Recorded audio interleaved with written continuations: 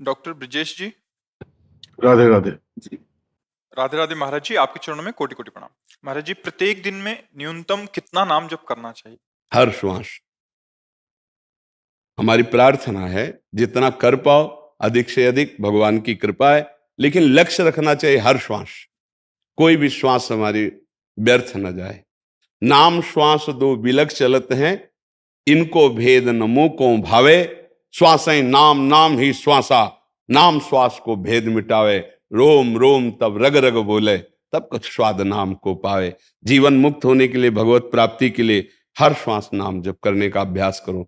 जितना हो रहा है वो कम है, हमें ऐसी भावना रखनी है। जैसे प्रारंभ में कोई 2 4 10 माला भी करे तो हम शाबाशी देते हैं, धन्यवाद आप नाम जपना शुरू किए। लेकिन वो ऐसा है जैसे कोई स्कूल में प्रारंभ में जाए, गोली डंडा खींचे तो अध्यापक कहता है बहुत अच्छा, ये लो टाफी लो, तुमने बढ़िया लिखा। लेकिन वो साल भर अगर ऐसे ही करता रहे तो चाटा मारेगा वो, कि इतना ही नहीं आगे भी है। तो वास्तविक हमारा लक्ष्य होना चाहिए हर श्वास नाम जप करना, क्योंकि जिस श्वास में हमारी मृत्यु होगी, अगर उस श्वास में नाम नहीं हुआ तो पता नहीं क्या चिंतन होगा। जैसे अंतिम समय हिरण का चिंतन हुआ भरत जी का। सब कुछ त्याग कर भजन के लिए आए थे और हिरण के बच्चे से मोह हो गया, तो अंतिम समय हिरण का चिंतन हो तो अगला जन्म हिरण का हुआ। तो हम हर समय नाम जप करेंगे, जो हमारी अंतिम श्वास होगी वो भगवत प्राप्ति करा देगी। अंतिम समय मुख से नारायण निकल गया पुत्र के बहाने तो भगवत प्राप्ति। तो हम इसलिए हर श्वास में, मान लो शौचालय में बैठे हैं, अब वहीं दिल फेल हो जाए फिर क्या होगा? तो हम उस समय भी अंदर ही अंदर जप रहे राधा राधा राधा राधा। क्या जाता है? हम हर कार्य करते हुए नाम जपने का अभ्यास करें तो नाम जप होने लगेगा। अभ्यास की कमी के कारण हमें बोझा लगता है कि कैसे होगा, नहीं हो जाएगा। अभ्यास से क्या नहीं हो सकता। देखो, एक प्राकृतिक चेष्टा है कि एक आदमी की आंख में पट्टी बांध दी गई, आसपास एक आदमी लिटाकर उसके तरबूज रख दिए और वो घन से उनको फोड़ रहा है कि एक आदमी ऐसे लिटा दिया गया, उसके आसपास नारियल या तरबूज रख दिए गए, और जो फोड़ेगा उसकी आंख में पहले नमक डाला, फिर काली पट्टी बांधी और उसको घन से फोड़ रहा है। डर लग रहा था कि अगर चूक गया तो उसके हाथ पैर खोपड़ी कहीं लग जाए, लेकिन सब फोड़ दिए, कहीं नहीं लगा। क्या हुआ? अभ्यास। आंख मूंद के भी निशाना लगा देना अभ्यास। तो क्या हम अभ्यास करें तो भजन नहीं हो सकता हमारा? भगवान कहते हैं अभ्यास योग युक्तेन चेतसा नान्यगामिना। अगर अभ्यास करेंगे भजन का तो ऐसा एक दिन भजन होने लगेगा कि चित्त जाएगा ही नहीं, उठते बैठते चलते फिरते हर समय नाम चलता रहेगा। नाम चले हर समय, यही लक्ष्य है। जितना जप रहे हो धन्यवाद, और आगे बढ़ाने की कोशिश करते रहो। गणना मन लगाने के लिए है, फल प्राप्ति आप ऐसे ही बोले राधा, वो भगवान सुन रहे हैं। वो नाम आपका जमा है, आप गिनो या ना गिनो, वो फिर ही नहीं जाने वाला कि हमने गिना नहीं तो वो व्यर्थ चला गया, ऐसा नहीं है। अगर आप ऐसे ही राम राम बोल रहे, कृष्ण बोल रहे, हरि बोल रहे, वो आपका जमा हो रहा है, भागवतिक बैंक में जमा हो रहा है। अविनाशी फल देने वाला नाम है। समझ पा रहे? इसमें कोई संशय है आपको? जी। विनायक जी महाराष्ट्र से। राधे राधे। राधे राधे महाराज जी, आपके चरणों में कोटि कोटि प्रणाम। महाराज जी, जब कोई ब्रह्म ज्ञानी महात्मा अपना स्थूल शरीर छोड़ता है तो उसका सूक्ष्म शरीर कहाँ जाता है? जीते जी वो जीवन मुक्त हो जाता, सूक्ष्म रहता ही नहीं। ब्रह्म ज्ञानी की बात है। स्थूल सूक्ष्म और कारण तीनों शरीरों का राग त्याग करके स्वरूप बोध में स्थित हो गया, वो तो जीते जी जीवन मुक्त है। बस शरीर छूट के जो ये पंचभूत तत्व है अपने आप में मिल गए, वो ब्रह्म स्वरूप है। उसको कहीं आना जाना थोड़ी है, वो तो आकाश की तरह व्याप्त है। उसको किसी लोकांतर में जाना आना ये कुछ नहीं होता। उस परम ज्योतिष स्वरूप आत्मस्वरूप में, वो अपने ही स्वरूप में लीन, उसका कहीं आना जाना नहीं होता। बस धातुएं धातुएं में मिल गई, वो धातु थोड़ी हो तो परमात्मा ब्रह्म स्वरूप है। जब ब्रह्म का बोध का मतलब अपने स्वरूप का बोध हो जाना, और उसमें 3 शरीरों का त्याग होता है, स्थूल शरीर, सूक्ष्म शरीर, कारण शरीर। जब कोई चिंतन ही न रह जाए, न सत न असत चिंतन, तो जो बचा वो अपना स्वरूप है। चिंतन चित्त के द्वारा होता है। जब चित्त के चिंतन का ही नाश हो जाए, कोई चिंतन नहीं, जो चिंतन रहित है वो ब्रह्म स्वरूप है। क्योंकि चिंतन होता है, हम चिंतन कर रहे हैं, चिंतन एक क्रिया है, और जिसका चिंतन हो रहा है वो, और जो चिंतन कर रहा है, 3 है ना, त्रिपुटी का लय हो गया। तब वो स्वरूप बोध होता है। चूंकि ब्रह्म ज्ञान शब्द बोला है इसलिए उसका न कहीं आना होता है, न जाना होता है, न मरना होता है, न जीना होता है। धातुओं से बना हुआ ढांचा धातुओं में मिल गया, प्रकृति की वस्तु प्रकृति में मिल गई, वो परमात्मा स्वरूप व्याप्त तत्व, जैसे सर्वत्र व्याप्त। वो कोई एक सीमा में शरीर में बंधा हुआ व्यक्तित्व तो नहीं रह गया, वो जीवन मुक्त ब्रह्म स्वरूप हो गया। ब्रह्म सर्वम खलमिदम, वो व्याप्त तत्व है, वो अपने स्वरूप में स्थित हो गया। उसका कहीं किसी लोक में आना जाना ऐसा नहीं होता। ब्रह्म ज्ञानी की बात। भक्त की गति दूसरी होती है, समझ पा रहे? जो भक्त है, जैसे हमने भगवान द्वारिकाधीश की आराधना की तो हम द्वारिकापुरी में शरीर छोड़ने के बाद जाएंगे। राम जी की आराधना की तो साकेतपुरी जाएंगे। शिव जी की आराधना की तो कैलाश जाएंगे। वृंदावन बिहारी के तो वृंदावन दिव्य चिदानंद धाम में आएंगे। भोगों की आराधना की तो मृत्यु लोक में फिर भोग भोगेंगे आके। ऐसे कर्म किए जैसे तो नरक जाओ यातना दे भोगो, ऐसे कर्म किए तो स्वर्ग जाओ सुख भोगो। अलग अलग कर्मों का हिसाब है।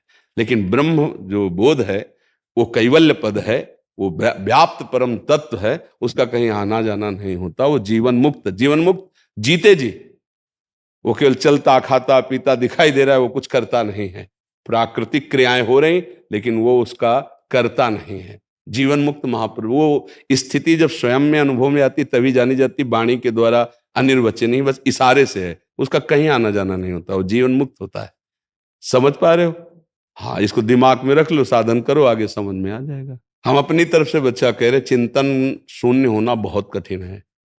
आप देखो ना, एक क्षण भी बिना चिंतन के रहते हो क्या? चिंतन होता है। हमें लगता है अगर विट्ठल विट्ठल विट्ठल जपो और उनका चिंतन करो तो वही ब्रह्म है। चिंतन शून्य होना बहुत कठिन है, लेकिन चिंतन करना हमारे लिए सहज हो जाएगा, क्योंकि हम किसी न किसी आकार का चिंतन कर रहे हैं। तो हम उसी आकार को भगवत स्वरूप में ले लेते हैं, राम रूप में, कृष्ण रूप में, शिव रूप में, और उनका चिंतन शुरू करते तो वही ब्रह्म ही है ना। उनका नाम जप करते तो वही है ना। तो हम चिंतन करके अचिंत्य को प्राप्त कर लेते हैं।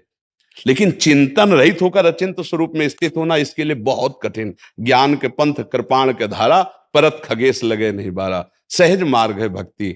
आप भक्तों की जगह से आ रहे हो। महाराष्ट्र तो भक्त जप करते हैं, कह रहे रामकृष्ण हरि का जप हाँ, तो फिर ये प्रश्न का रामकृष्ण हरि जप कर रहे तो आपको मिलन की चाह होनी चाहिए ना।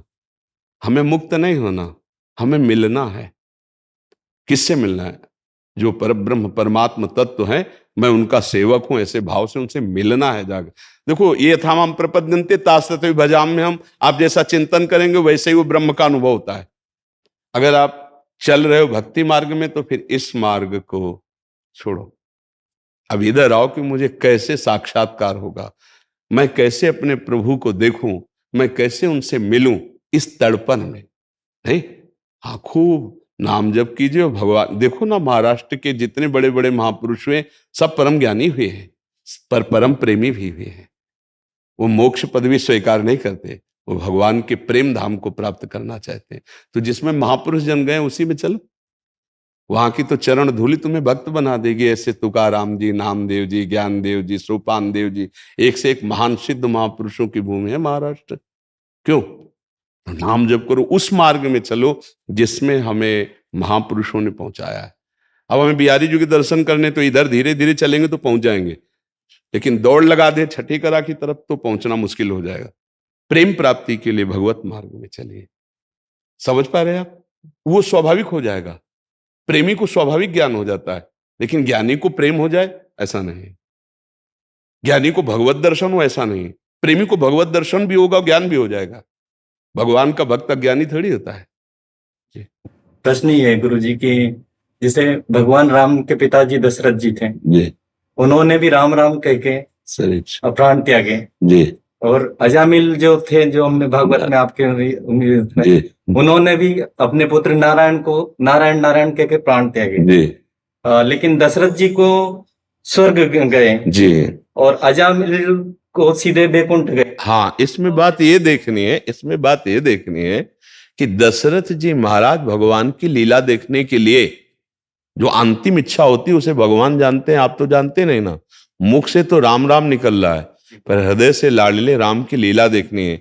अब अगर वो परम धाम चले गए तो लीला देख नहीं पाएंगे, तो इसलिए स्वर्ग में उनकी बहुत उत्तम व्यवस्था हुई। और वहीं से देख रहे हैं। और जब राम जी ने रावण को मारा तब दशरथ जी आए थे ना, हाँ, अपने पुत्र रूप में। इनको पता है कौन है। जेवी दासी ने कहा कि कौशल्या जी ने एक इंद्र नीलमणि जैसे बालक को प्रकट किया है, तो दशरथ जी के आंसू चल पड़े और कहा, जाकर नाम सुनत शुभ होई, मोरे गृह आवा प्रभु सोई, परमानंद पूरी मन राजा, कहा बुलाई बजावहु बाजा। ओहो, मैं जान गया कौन आया है। बोले, जिनका नाम लेने से संपूर्ण भोगों का त्याग हो जाता है, परमानंद की अनुभूति होती, वो भगवान आए। अब श्रवण कुमार के पिता के श्राप के वश शरीर छोड़ना पड़ा, अपने लाडले की लीला नहीं देख पाए। लीला देखने की चाह परम पद कैवल्य पद में नहीं, विभेमी कैवल्यता। मुझे भय लगता है ऐसे परम पद से जो हमारे भगवान की लीला से दूर कर दे। इसलिए स्वर्ग में उत्तम व्यवस्था करके महाराज को पूरी लीला दिखाई गई। और जब रावण वध हो गया तो आए और भगवान का जो आशीर्वाद दिया, भगवान का जो वास्तविक भगवत स्वरूप, उसका दर्शन किया। उसी समय परम पद को प्राप्त हो गए। ध्यान रखना, उसी क्षण परम पद को प्राप्त हो गए। तो भगवान के धाम में अजामिल का इसलिए प्रवेश हो गया, महापापी था, केवल नाम के बहाने से हुआ। उसको लीला के दर्शन की आकांक्षा नहीं थी, वो जानते ही नहीं था परम पद क्या है। लेकिन दशरथ जी को पता था कि मेरे यहां परम पद स्वयं अवतरित हुआ है, अब मैं इसकी लीला का स्वाद लूंगा, लीला का रसास्वादन। इसलिए वहां सुरपति के यहां विशेष व्यवस्था से रहे और भगवान की लीला का रसास्वादन किया। अनंताचार्य जी। जी। श्रीमन नारायण महाराज जी, श्री राधे। आपके चरणों में कोटि कोटि प्रणाम। महाराज जी, अर्जुन ने विराट रूप का दर्शन किया और भगवान श्री कृष्ण हमेशा अर्जुन के साथ रहने पर भी अर्जुन को मोह और अहंकार में कैसे वो फंस गए? अर्जुन कैसे फंस गए उनके साथ अगर श्री कृष्ण थे? नहीं, फंसा नहीं जाता। जब दो मित्र होते, जैसे हमें आपको कोई नई बात इनको बतानी है तो हम आप दोनों मिलते हैं, और आप नाटक करते हो अज्ञानी को, फिर हम करते हैं ज्ञानी को, और दोनों प्रश्न उत्तर करते हैं तो लाखों को लाभ प्राप्त होता है। तो भगवान अविद्या का स्पर्श कभी अपने भक्तों के हृदय में नहीं होने देते, पर लीला करते हैं। जैसे कामाभिमानी कभी नहीं होना चाहिए कि मैं काम विजयी हूं, तो नारद जी को काम सता गया। जैसे बहुत सावधान रहना चाहिए, कभी क्रोध नहीं आना चाहिए, तो शनकादि को क्रोध हो गया। इन जो दिव्य आत्मबोध संपन्न महापुरुष हैं, इनमें तो विकार प्रवेश ही नहीं कर सकता। पर जैसे निर्विकार भगवान स्वयं विकार की लीला करते हैं। क्या भूख लगी है तो रो रहे मैया के स्तनपान के लिए, अगर उनके इस इच्छा में बाधा पड़ती है तो माट सब फोड़ देते हैं प्रभु। ये प्रभु निर्विकार सच्चिदानंद पूर्ण काम में ये कैसे हो सकता है? तो यथा माम प्रपद्यन्ते तास्तव भजाम्य हम, वो पुत्र भाव से भज रही, तो वात्सल्य सुख देने के लिए भगवान ऐसा कर रहे हैं। ऐसे ही भगवान के जो निज जन नर और नारायण के अवतार हैं, भगवान श्री कृष्ण और अर्जुन। अर्जुन पूर्ण काम महापुरुष, सिद्ध महापुरुष हैं। उनमें न क्रोध है, न ममता है, न अहम है। पर संसार के प्राणियों को क्रोध, ममता, अहम, काम से कैसे विजय प्राप्त हो, तो एक प्रश्न कर्ता बनता है। एक वो स्वांग रचते हैं अज्ञानी का, और एक परम गुरु का ज्ञान रखकर, वो दोनों एक ही हैं। वो उपदेश कर रहे हैं, उनमें किंचन मात्र अर्जुन को मोह नहीं। जैसे पूरी गीता सुनने के बाद अर्जुन ने स्पष्ट कह दिया था, नष्टो मोहा स्मृतिर्लब्धा त्वत्प्रसादान मयाच्युता, मतलब मोह खत्म हो गया, ऐसा वर्णन कर रहे हैं। फिर जब द्वारिकापुरी में एक बार अर्जुन जी गए तो वहां एक ब्राह्मण के पुत्र प्रकट होते ही मर जाते थे। तो वो आकर के राज दरबार में रखता और बोला, ऐसा तो कभी नहीं होता कि पिता के सामने नवजात शिशु की मृत्यु हो जाए। इसका मतलब राजा का दोष होता है अगर प्रजा को ऐसी गतियां प्राप्त होने लगे। अर्जुन जी बैठे थे, वो निंदा कर रहा था। अर्जुन जी ने कहा, मैं प्रण लेता हूं कि अब की जो तुम्हारी संतान होगी उसकी मैं रक्षा करूंगा। यदि रक्षा नहीं कर पाया तो मैं चिता लगाकर भस्म हो जाऊंगा। भागवत में है। तो उस ब्राह्मण ने कहा, अर्जुन तुम व्यर्थ की बात क्यों करते हो? जहां भगवान श्री कृष्ण और बलराम जी विराजमान हैं, वो हमारे बालक। तो उनका, मैं श्री कृष्ण और बलराम नहीं हूं, मैं गांडीव धनुषधारी अर्जुन हूं, जो प्रतिज्ञा करता हूं उसका पालन करता हूं। यहां शब्द में अगर दोष दृष्टि से देखे तो दोष हो गया, और भाव दृष्टि से देखे तो बहुत ऊंची बात कह दी। दोष दृष्टि से देखे कि मैं श्री कृष्ण बलराम नहीं हूं, मैं जो कहता हूं करता हूं, मतलब मैं। अगर भाव दृष्टि से देखे तो बोले मैं श्री कृष्ण बलराम नहीं हूं, वो भगवान है। लेकिन भगवान अपना प्रण भूल जाते हैं, पर भक्त की वचन कभी नहीं टालते। मैं अर्जुन हूं, भगवान का दास हूं, दोनों भाव में उसमें। अर्जुन जी इसके लिए भगवान से अनुमति नहीं ली, स्वयं निर्णय कर लिया। गलत। जब हम अपना गुरु मानते, शिष्यस्ते हम साधिमाम प्रपन्नम, तो पूछना चाहिए भगवान से कि आदेश हो तो मैं रक्षा का संविधान करूं, लेकिन पूछा नहीं। क्या झलक रहा है यहां। इसके बाद पहली तो बालक जब पैदा होता था तो उसका 100 मिलता था। जो अर्जुन के पास आया और कहा प्रसव होने वाला है, आप रक्षा कर लीजिए, तो दिव्यास्त्रों के द्वारा जाल बांध दिया कि वायु भी जाएगी तो अर्जुन की आज्ञा से जाएगी। बालक प्रकट हुआ और अंतर ध्यान हो गया, 100 भी नहीं मिला और धिक्कारने लगा कि हम कहते थे कि तुम रक्षा नहीं कर पाओगे। तो उनका अभी मैं हारा नहीं हूं। यमपुरी गए, आदेश किया कि अगर उस ब्राह्मण का बालक यहां लाया गया, उनका नहीं, बिल्कुल नहीं। क्योंकि प्रवेश, जैसे यहां भारत में कोई भी विदेश का आएगा तो पास पता है, सरकारी आदमी को पता है कि एक आदमी अमेरिका से आया हुआ है, एक हालैंड से आया, ऐसे पुरियों में है, जैसे यमपुरी है, तो कौन कौन से जीव गए उनका हिसाब किताब ऐसा नहीं कि सब ऐसे जा रहे। बोले वो नहीं आया है, हर लोक में गए जहां तक अर्जुन की पहुंच थी, कहीं नहीं मिला। तब अर्जुन आए और कहा मैं चिता लगाकर भस्म। भगवान ने फिर कहा अर्जुन अभी तुम्हारा बल पूरा प्रयोग नहीं हुआ, तुम्हारा बल तो मैं हूं, चलो मैं दिखाता हूं बालक कहां है। फिर भगवान ऐसी जगह से गए जहां अर्जुन जा ही नहीं सकते थे, जल ही जल, अंधकार ही अंधकार, फिर तेज ही तेज, और वहां गए तो वहां एक श्री कृष्ण आसन पर विराजमान थे। बोले प्रणाम करो, ये भूमा पुरुष है। अर्जुन ने कहा भगवान भी प्रणाम कर रहे। तो उनका हम आप दोनों के दर्शन के लिए इन बालकों का अपहरण कर लिया था, ले जाओ इन बाल। अर्जुन की समझ में नहीं आया कि जो श्री कृष्ण हमारे पास है वो ये भूमा पुरुष कैसे बल करके बैठे हुए। अचिंत महाशक्ति भगवान जिस समय जिसको जैसा चाहे वैसा ही कर देते। अर्जुन में ना मोह है, ना काम है, ना अभिमान है। अर्जुन और भगवान दोनों लीला करके हमें लीलाओं का रसास्वादन, उपदेश का रसास्वादन, सिद्धांतों का रसास्वादन करा रहे। नहीं तो नर नारायण सिद्ध महापुरुष हैं, है ना। आप इनके पूर्व में देखिए तो इनमें संशय कैसे हो सकता है। जैसे नारद जी में काम का जागृत हो जाना, सनकादि में क्रोध का आवेश आ जाना, ये एक विनोद है भगवान का। जैसे जय विजय को संशय हो जाना और सनकादि को रोक देना, तो ये भगवान की लीला का विस्तार करना है। इसलिए ऐसा महापुरुषों के द्वारा होता है। वो निर्दोष ब्रह्म में स्थित महापुरुष है। समझ पा रहे जी। जिज्ञासा ये थी जी कि अर्जुन जैसा तपस्वी जी और ज्ञानी, सशरीर स्वर्ग जाने वाला, जी, और विराट रूप का दर्शन होने के बाद भी अभिमन्यु की मृत्यु होने पर मोह हुआ। आप ये समझो जनक जी जैसे परम ज्ञानी, जब कोई धनुष तोड़ने वाला नहीं मिला तो विलाप करने लगे कि मैं ऐसा, और जान रहे हैं कि ब्रह्म बैठा है। पहले विश्वामित्र जैसे कहा इन्हें विलोकत अति अनुरागा और बरबस ब्रह्म सुखई मन त्यागा। क्या ये वही है जिनका मैं, तो बोले हाँ सही पहचाना। फिर राम जी ने इशारे से कहा, उनका दशरथ जी के पुत्र है। मैं क्या नहीं जानते थे कि साक्षात ब्रह्म राम जी बैठे। पर क्या कह रहे, मैं ऐसा अगर जानता कि पृथ्वी वीरों से विहीन है और मेरी सिया कुंवारी रह जाएगी, कभी संकल्प ही ऐसा नहीं करता। और विलाप कर रहे थे। कौन?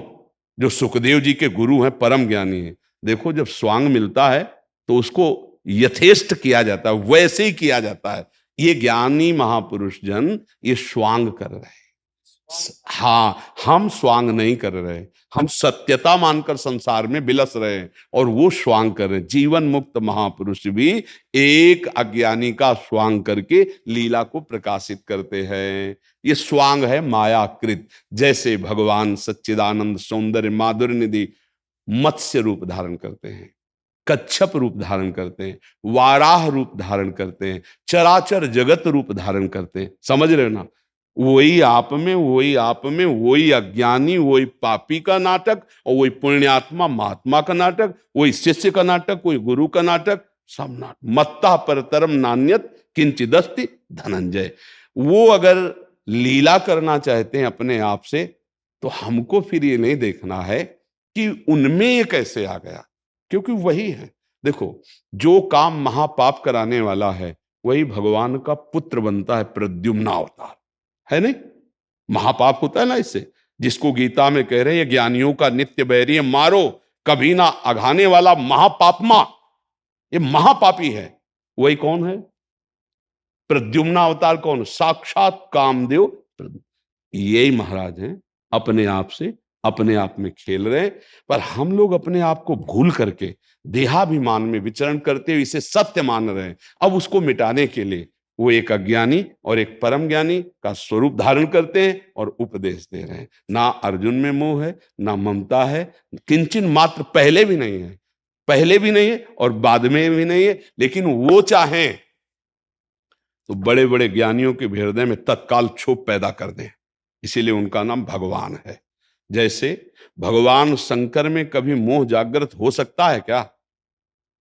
वंदे बोधमयम नित्यम गुरुम शंकर रूपिणम, समस्त ज्ञानियों के गुरु भगवान शंकर। लेकिन महाराज भागवत में पढ़ना, मोहिनी अवतार का जब दर्शन किया, ये भगवान शंकर में नहीं है, पर ये भगवान की प्रचंड लीला का स्वरूप दिखाया, आकर्षण का। तो भगवान की लीलाएं पढ़ करके भक्तजन आह्लादित होते हैं, उनमें हम संशय नहीं करते हैं, क्योंकि वो जिसको जो स्वांग देते हैं वो पक्का वैसे निभाएगा। प्रभु आज्ञा जेहि का जस आही, सोते भांति रहे सुख लाई। भगवान आज्ञा कर दिए, तुम अज्ञानी का रोल करो और हम इस महान सुखमय उपदेश को प्रकट करना चाहते हैं, तो अज्ञानी बनकर के वो लीला करते हैं, यद्यपि अज्ञानी नहीं है। समझ रहे ना? क्योंकि भगवान का जिनके हृदय में एक बार बोध हो जाता है, अज्ञान का वहां किंचन मात्र प्रवेश नहीं होता। नहीं स्वात्मा रामम विषय मृग तृष्णाम भ्रमेति, ये विषय मृग तृष्णा भ्रमित नहीं कर सकते। जो शरीर का राग है, जो मोह है, ये तो अज्ञानी में होता है। अब अगर शरीर राग की तरफ हम दृष्टि अज्ञान की दशा में कहते हैं, तो अर्जुन जैसा परम धैर्यवान, देखिए स्वर्ग में जब अर्जुन जी गए तो सभा में उर्वशी जी मोहित हो गई अर्जुन जी को देख के, और अर्जुन जी ने उर्वशी जी को बड़ी एकाग्रता से देखा। ये देवराज इंद्र देख रहे थे। देवराज इंद्र सभा संपन्न होने के बाद गंधर्व को बुलाया, गंधर्वराज को, और कहा उर्वशी को अर्जुन की सेवा में भेजा जाए। तो भगवान नारायण की जंघा से प्रकट हुई ऐसी सुंदरी कि उनके बराबर कोई स्वर्ग में सुंदर नहीं। उर्वशी जी वायु मार्ग से जाती हैं और ऐसा स्वरूप उर्वशी जी का कि बड़े बड़े ऋषि मुनि मोहित हो जाए केवल देख करके। काम भी मोहित हो गया था नर नारायण को मोहित करने, तो काम भी मोहित हो गया था जब उर्वशी जी की रचना की, जाओ तुम क्या मोहित करोगे, ले जाओ, तुम्हारे स्वर्ग की शोभा बनेगी। उर्वशी जी अर्जुन जी, धैर्य की बात बता रहा हूं, ज्ञान की धरा की बात बता रहा हूं, अर्जुन जी के पास गई। अर्जुन जी ने घुटने टेक कर प्रणाम किया। आग लग गई उन, क्योंकि वो दूसरे भाव से गई थी। उनका तुमने प्रणाम क्यों किया? बोले आप मां कुंती के समान हमारी बंदनी हो, ऐसे शब्द भी उच्चारण मत करना, क्योंकि मैं देवराज इंद्र की आज्ञा से तुम्हारी सेवा में उपस्थित हुई हूं। तो तुम क्यों देख रहे थे सभा में हमारी तरफ? बोले देख रहा था कि हमारे पूर्वजों की उत्पत्ति आपसे ही हुई है, तो आप हमारी मां के समान पूजनीय है, इसलिए देख रहा था। उन्होंने कहा सब बातें छोड़ो, मैं अप्सरा हूं, तो मुझे सेवा का अवसर दीजिए, क्योंकि देवराज इंद्र ने ऐसा, उन्होंने कहा ऐसा कदापि नहीं हो सकता, मैं कुंती मां के बराबर देखता हूं और ऐसा ही देखता रहूंगा। देवी आपके चरणों में प्रणाम करता हूं, आप कभी ऐसी भावना भी मत कीजिए। स्वर्ग में एकांत विलासिता के महल में उर्वशी जैसी अप्सरा आकर्षण कर रही हो, ऐसा महापुरुष अपनी निष्ठा से कैसा साप दे दिया, जा नपुंसक भाव को प्राप्त हो, लेकिन अपने धर्म से विचलित नहीं हुए। वो भगवान के साक्षात स्वरूप हैं। देवराज इंद्र के सिंहासन पर बैठते हैं, आधे पे देवराज इंद्र, आधे पे वो बैठे हुए अर्जुन जी, बराबर बैठे थे देवराज इंद्र के सिंहासन। और श्री कृष्ण जिनके सारथी बने हुए हैं, उनके ज्ञान में, उनकी भक्ति में, उनकी प्रेम में कोई कमी है क्या? तो जहां ज्ञान है, भक्ति है, प्रेम, वहां मोह कैसे जागृत हो सकता है? मोह का तो किंचन मात्र अगर लेस होता तो उर्वशी जी में आकर्षण हो जाता, कदापि नहीं। इसका मतलब है लीला। जैसे आप प्रसंग पढ़ना, जब सत्यराजित का वध हुआ और भगवान हस्तिनापुर में सत्यभामा जी के साथ थे, वहां सूचना पहुंची तो सत्यभामा जी रोने लगी, मेरे पिता का वध हो गया, हाय है, तो भगवान भी रोने लगे। प्रसंग है कि मैं तो बहुत विपत्ति में फंस गया, मेरे ससुर का वध हो गया, आप चल करके हम जरूर स्यमंतकमणि खोजेंगे मारने वाले। लीला पुरुषोत्तम।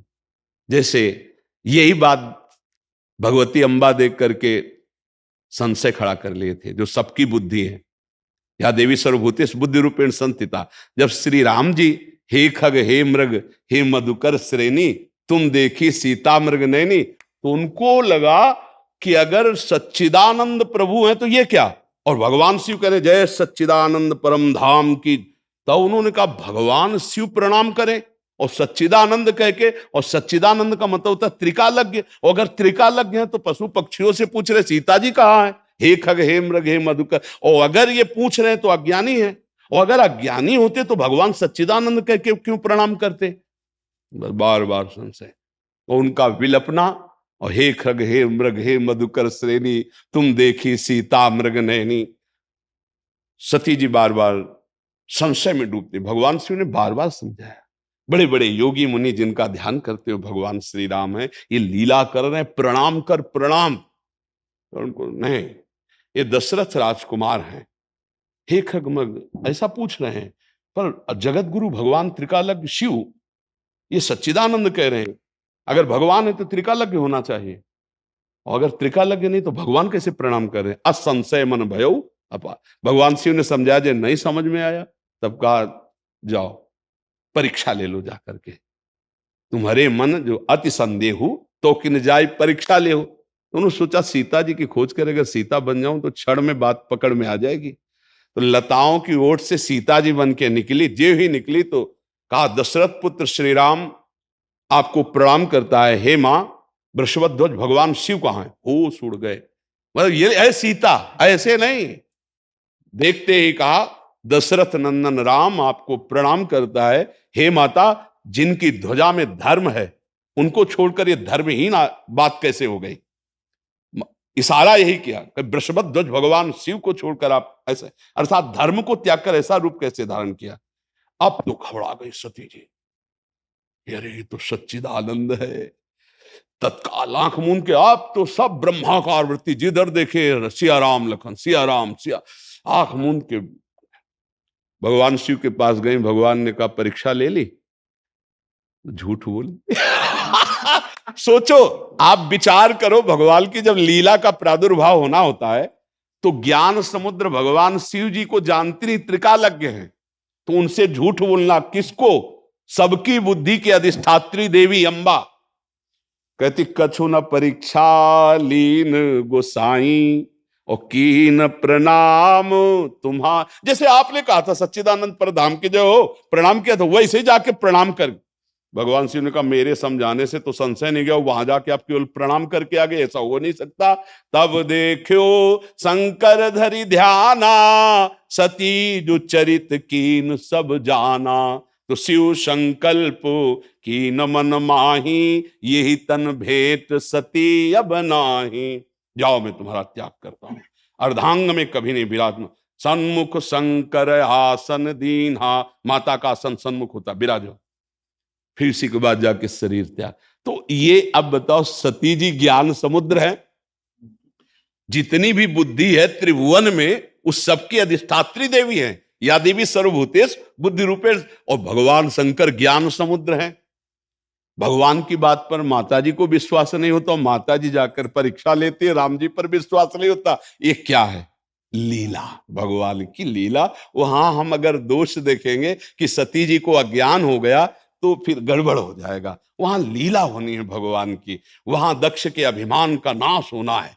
लीला का मूल उठता है और विस्तार उसको, तो भगवान और अर्जुन जी में किंचन मात्र भेद नहीं है। वो दोनों लीला करके हमें गीता उपदेश ज्ञान का देते हैं। और एक बात और बताते हैं कि चाहे जितने ज्ञानी हो होश में रहना, नहीं तो हमारी माया यहां भी थप्पड़ जा सकती है। ये बात समझ लो, इतना भगवान इशारा करते हैं कि चाहे जो कुछ हो, जितने हो, रहना थोड़ा होश ही में, नहीं तो ये हमारी प्रचंड माया दैवी है, सा गुणमयी मम माया नृत्या।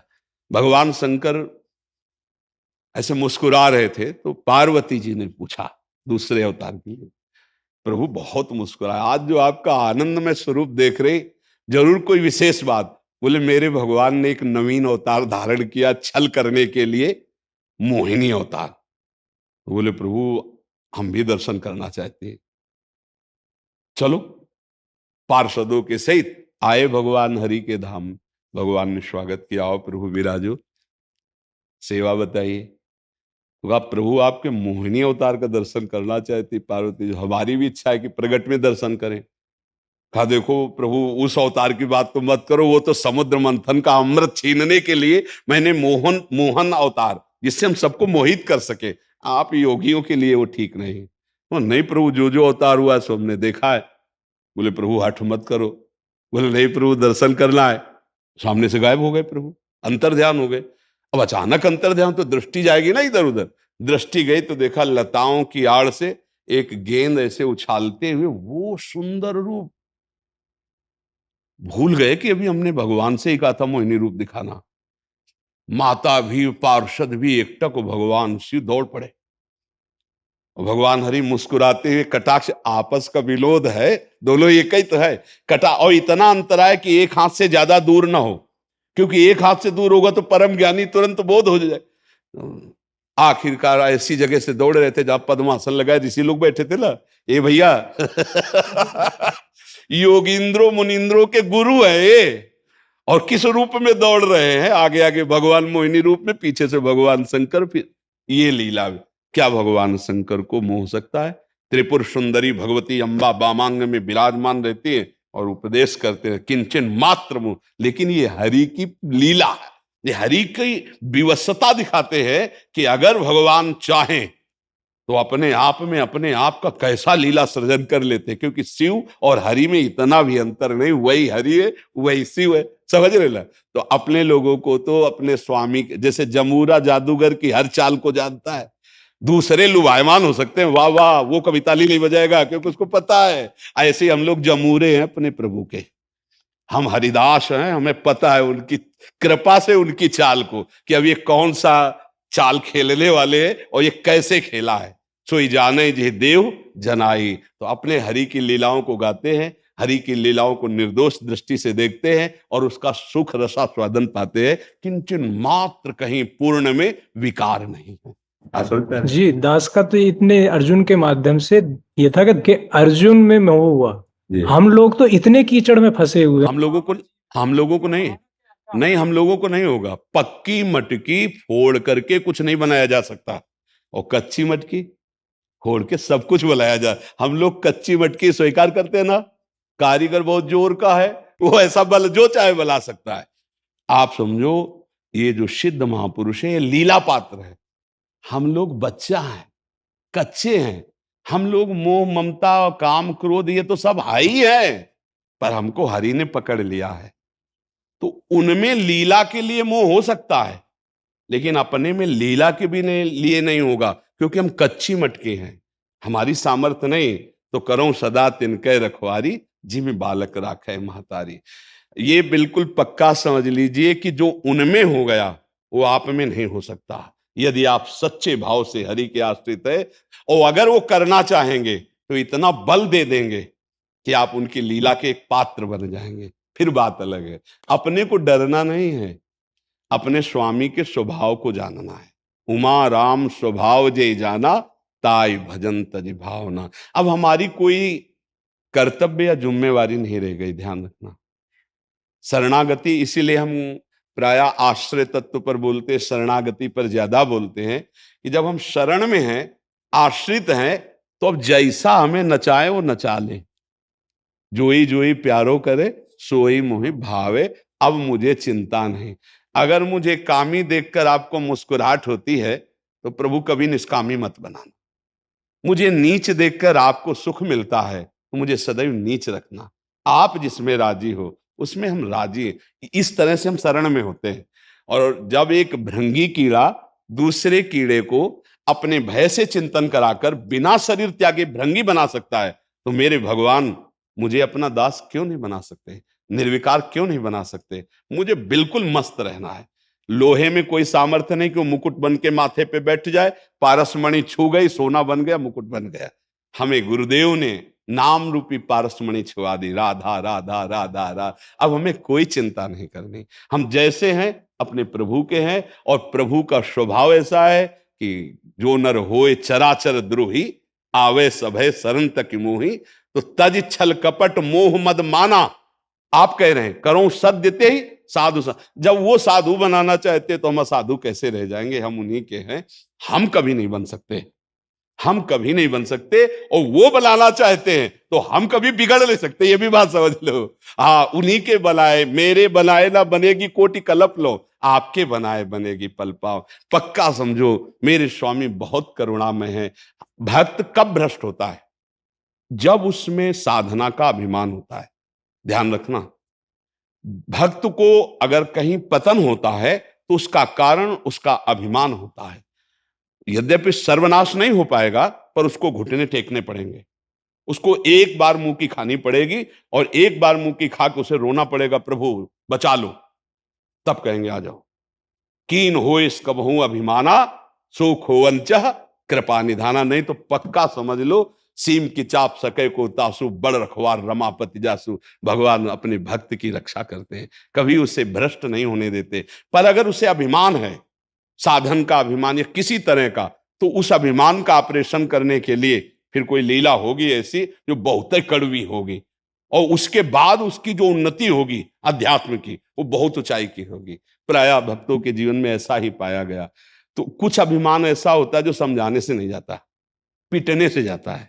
कुछ ऐसा होता है ना, वो फिर उस गली में ले जाओगे, उस गली में ले जाओगे जिसमें पिटाई करवा देंगे हरी, बड़े लीला बिहारी है। इसलिए मुझे लगता है ऐसे रहो, अस्पताल बहुत बढ़िया है, डॉक्टर एक से एक है, ऑपरेशन बढ़िया हो जाएगा कोई अपने को परेशानी नहीं। हमारे कल्याण में अब संशय नहीं।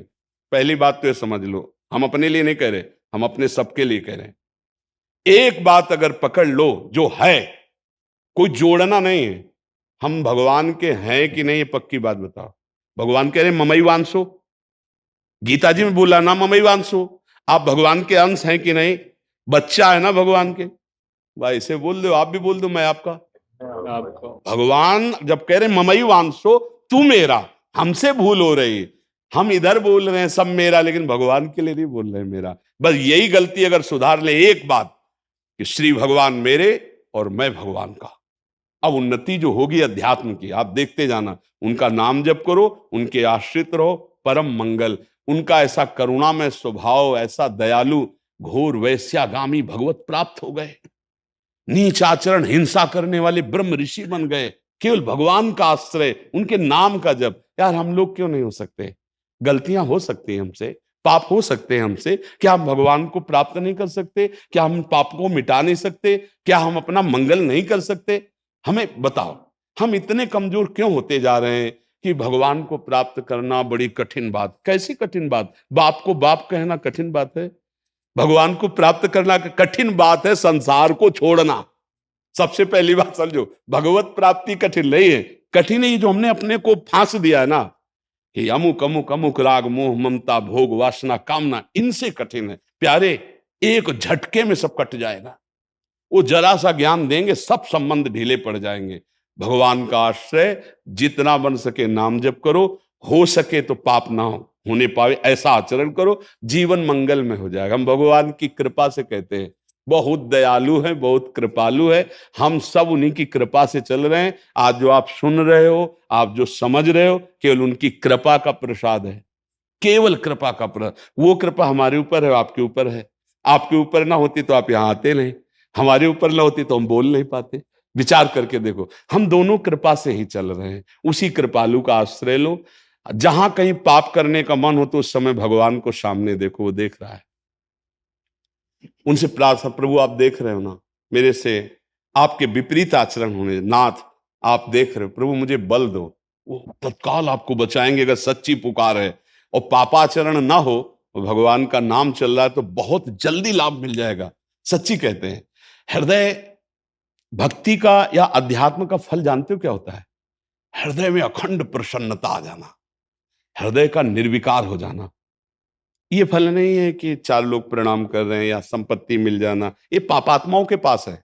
जो घोर पाप करते हैं, बढ़िया गाड़ियां हैं, परिवार है, बिल्डिंगें हैं, चार लोग उनको नमस्कार करते हैं, ये सब कुछ नहीं।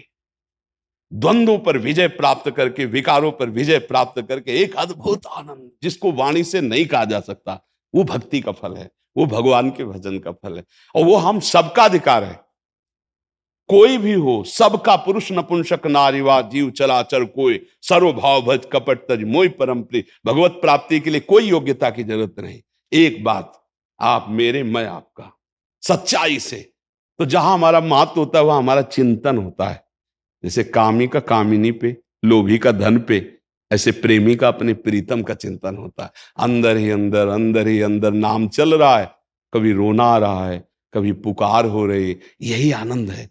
परमानंद की जो अनुभूति होती है इसी से होती है। सब नाम जप करो, कोई नशा मत करो, गंदा आहार मत करो, और कैसी भी परिस्थिति हो टूटना मत, उस समय भगवान को याद करना, हे नाथ आपके आश्रित हूं, ये आपकी माया प्रचंड है, आप मुझे बचा लो, वो निश्चित बचा लेंगे। राधा वल्लभ लाल की जय। नीरज पहलवान जी।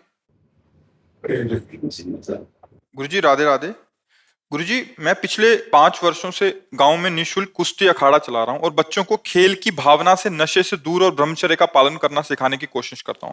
गुरुजी, आप मेरा मार्गदर्शन करें कि मैं कैसे बच्चों को राष्ट्रभक्ति और खेल भावना को बढ़ा सकूं उनके अंदर, ऐसा। हाँ, इसमें ब्रह्मचर्य प्रत्येक मार्ग के लिए बहुत सुंदर नींव है, चाहे वो गृहस्थ में जाए, चाहे किसी खेल में जाए, या किसी कार्य। गांव में पहले तो 10-20 पहलवान होते ही थे, अब समय बदल गया, इसलिए अब तो पैंट शर्ट दिखाई देती है, जांग और भुजा तो दिखाई नहीं देती है, क्योंकि बाल्यावस्था से मोबाइल और कुसंग तो उनके अंदर संयम रह नहीं गया। तो बिना ब्रह्मचर्य के ये कोई भी मार्ग हो, पुष्ट होना बड़ा कठिन है।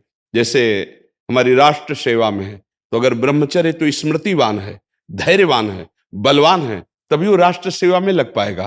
तो ब्रह्मचर्य की शिक्षा प्रायः जो विद्यालयों में शायद नहीं दी जाती। क्यों? हमें लगता है ना, विद्यालयों में ब्रह्मचर्य की तो शिक्षा नहीं दी जाती, और एक शिक्षा जुड़ गई है कि आप ब्रह्मचर्य क्षीण करें तो कोई हानि नहीं है, ऐसा डॉक्टर बताते हैं और ऐसा उनको उपदेश मिलता है। प्रायः ऐसा जो उत्साह बढ़ाने वाले लोग हैं वो भी कहने लगे, सर्वनाश कर दिया बच्चों का।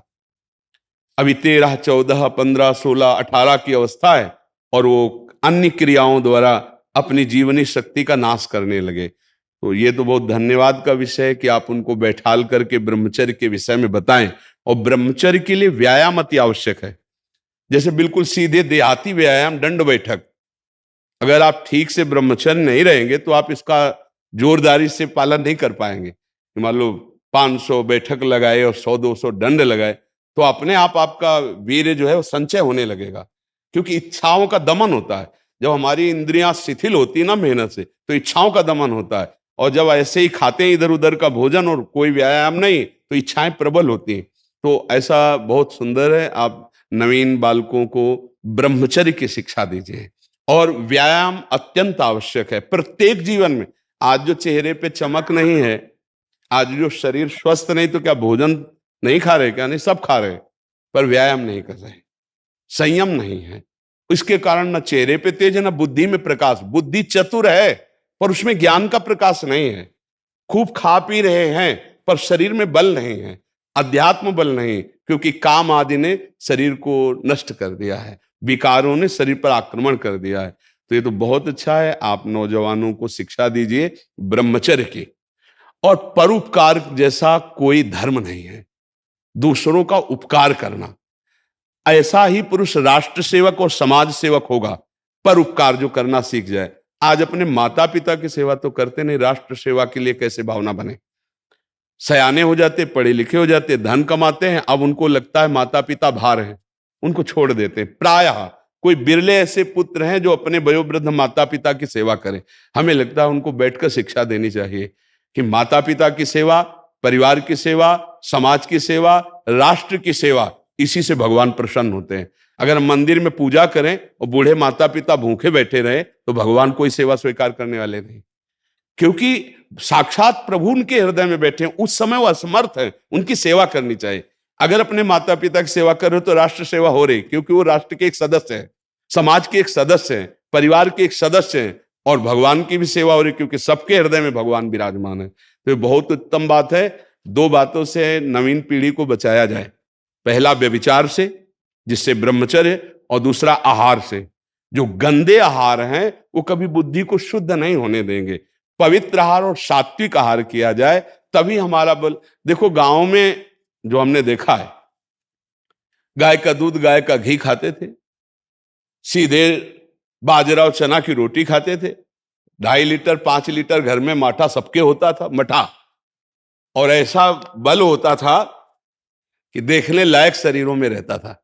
हमने देखा है अपने पिता परिवार आदि को, कभी कोई निषिद्ध पदार्थ मतलब प्याज लहसुन का भी प्रवेश नहीं था, क्योंकि ऐसे को लोग। तो जिन लोगों को ये दिमाग में बैठ गया है कि मांस भक्षण करने से ही शरीर पुष्ट होगा, तो मैं प्रार्थना करता हूं, चर्बी बढ़ सकती है लेकिन तुम्हारे अंदर मनोबल उस कोटि का नहीं होगा, क्योंकि दूसरे की हिंसा करके अपने शरीर का पोषण करने वाला बलवान नहीं हो सकता। बलवान होता दूसरे की रक्षा करके, अपने को कष्ट में रख करके, फिर वो महाबलवान होता है। कुछ दिन की बात है, इसके बाद फिर वो काम में नहीं आता शरीर, क्योंकि इस तरह से जो हम अधर्माचरण करेंगे वो आगे जाके बुढ़ापे में शरीर ऐसा फैल जाएगा कि लघुशंका और सोच के लिए भी सहयोग की जरूरत पड़ेगी। फिर पहलवानी किस काम की अगर हमें किसी और का सहयोग लेना पड़े। पवित्र भोजन, पवित्र आचरण और समाज सेवा। समाज सेवा में पशु पक्षी भी आते हैं। हमारे यहाँ पशु पक्षियों की भी पूजा की गई है, सब में भगवान की भावना की गई। आज जो हमारी समाज में मांस भक्षण चल गया है, चाहे तलवार की नोक पर गाय का मांस चखाया जाता था धर्म भ्रष्ट करने के लिए, आज पैसा लगाकर खाते हो, पूछते हो कहाँ का है। कैसी बुद्धि भ्रष्ट होती चली जा रही। हम उस धर्मा अवलंबी हैं, धर्म पे चलने वाले हैं जहां गर्दन कटवा दी गई है पर चखा नहीं है। ये जो विदेशी जन आए थे, जो अधर्मावलंबन करने वाले आए थे, वो तलवार की नोक पर तो कटवा दी गर्दन, लेकिन गाय का मांस नहीं चखा। आप देश विदेश जाते हो, जो आपको मांस मिलता है वो आप पूछते हो क्या किसका है, बस खा लेते हैं।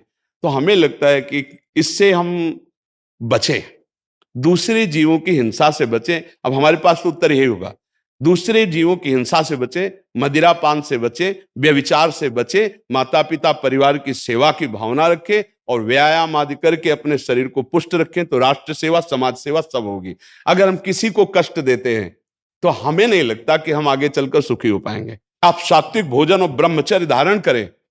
हमने 2 को देखा है, कानपुर में एक नामी पहलवान थे, मांस भक्षण करते थे। वो गांव का एक आदमी जो केवल दूध घी खाता था, वो उनसे स्वभाव थे शरीर में, और देर न लगा 5 मिनट में पछाड़ दिया तो रो रहे थे बैठ करके। देखो ब्रह्मचर्य में एक अपार शक्ति, ब्रह्मचर्य का जो स्वरूप है वो महाबल संकल्प युक्त होता है। हमें लगता है अगर ब्रह्मचारी रहा जाए तो संकल्प से जो बल प्रकट होगा वो किसी को भी परास्त कर सकते हो। संकल्प का बहुत बड़ा बल होता है, और जो कामी पुरुष होता है, भोगी पुरुष होता है, संकल्पहीन होता है, उसके संकल्प में बल नहीं होता। तो हमें लगता है समाज को शिक्षा देनी चाहिए, खुद ऐसे आचरण करने चाहिए कि हम मांस भक्षण न करें, हम किसी को कष्ट न दें, हम नमक रोटी भले खाएं, दूध घी खाएं और उससे अपने को पुष्ट रखें ब्रह्मचर्य के द्वारा, तो प्रकाश हो सकता है। नहीं 4 दिन का भैया ये शरीर है, 4 दिन का समझो, इसके बाद जो गति होगी। तो हमें अंतिम परिणाम, विद्वान वही बुद्धिमान वही जो फाइनल को देखे। हमारे शरीर को कोई काटे तो कष्ट होगा ना, तो किसी भी जीव को वैसे ही अपना शरीर प्यारा है। आप बकरा है, मुर्गा है, किसी भी जीव को दुनिया करे, आप हमारे पास आए, हम आपको जो बता रहे, किसी भी जीव को कष्ट देना हमारे ऊपर पाप लग रहा है, उसे भोगना पड़ेगा। इसलिए हम तो प्रार्थना करते हैं हाथ जोड़कर कि आप मदिरा मत पियो, मांस मत खाओ, पराई माता बहनों से व्यभिचार मत करो, संयम और धर्म का पालन करो, तो सुखी रहोगे। अगर ये ऐसा नहीं है तो 4 दिन की चांदनी है, फिर अंधेरी रात है।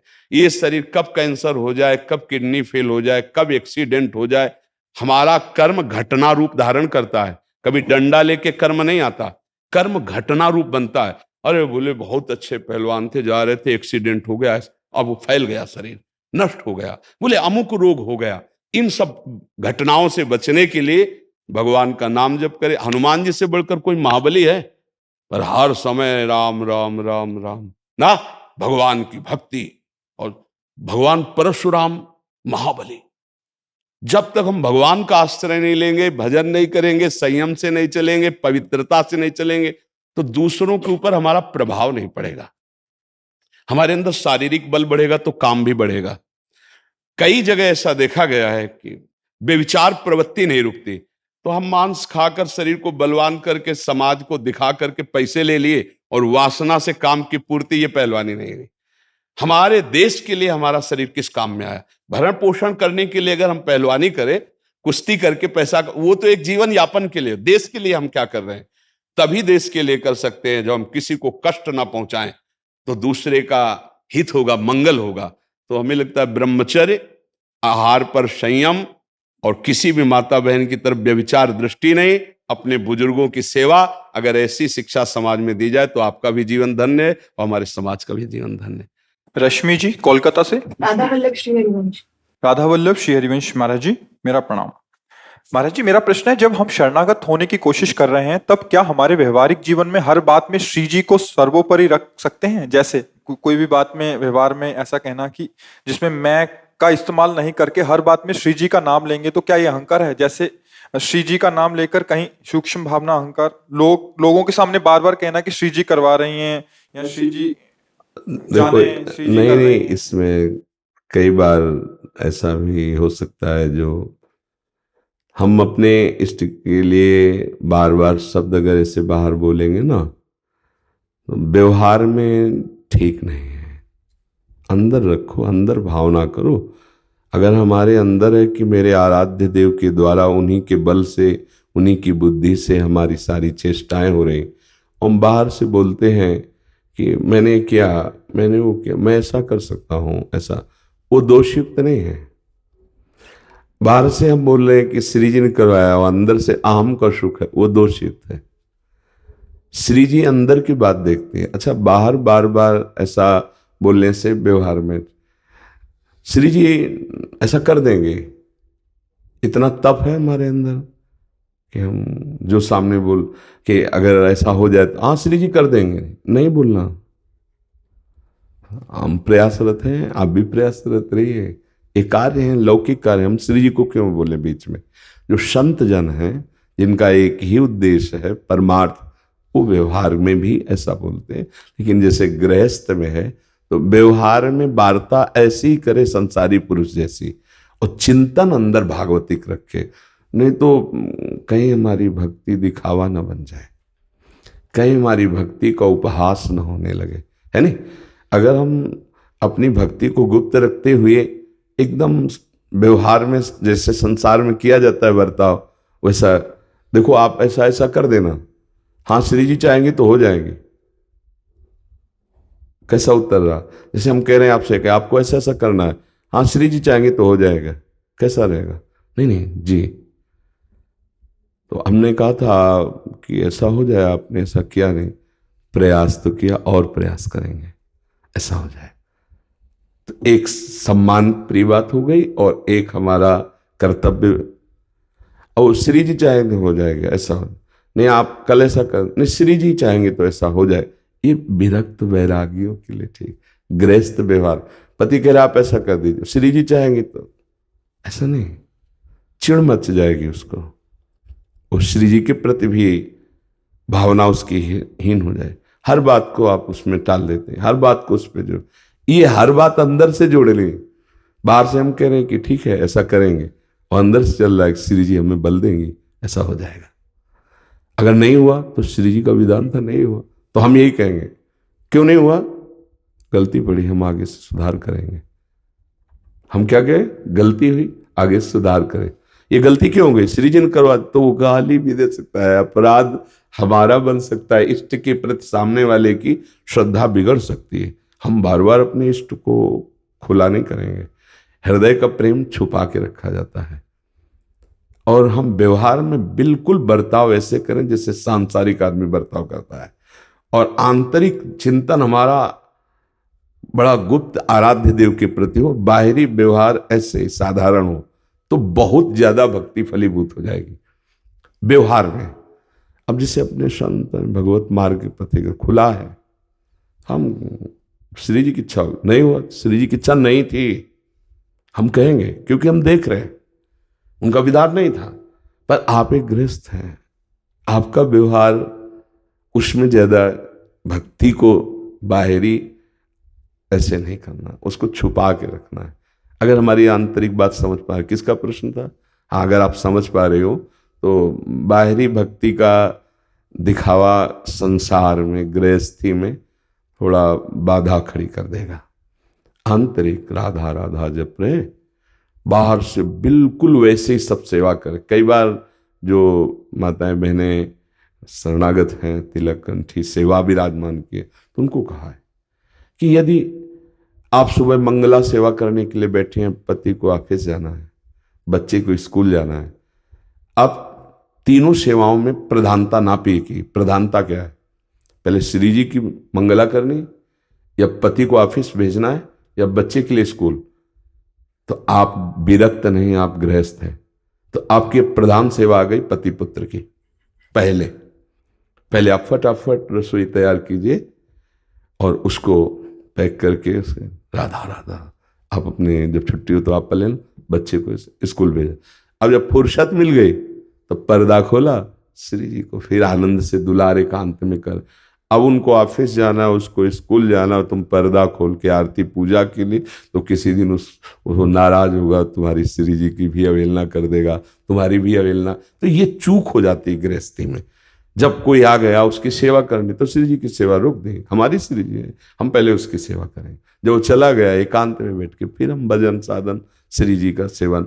अब क्या होता है कि त्रुटि ये हो जाती है कि जब उस समय जरूरत थी कि पति पुत्र आदि की सेवा करे तो श्री जी की, और जब चले गए तब खाली समय में टीवी, खाली समय में, हाँ, तो ये सब बातें भक्ति में संभालनी है।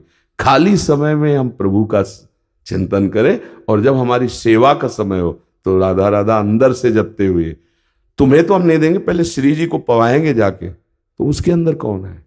गृहस्थी में पहली बात ये देखनी पड़ेगी, पति के हृदय में भी राधा वल्लभ जी हैं, वही प्रभु बैठे हैं, पुत्र के अंदर भी है।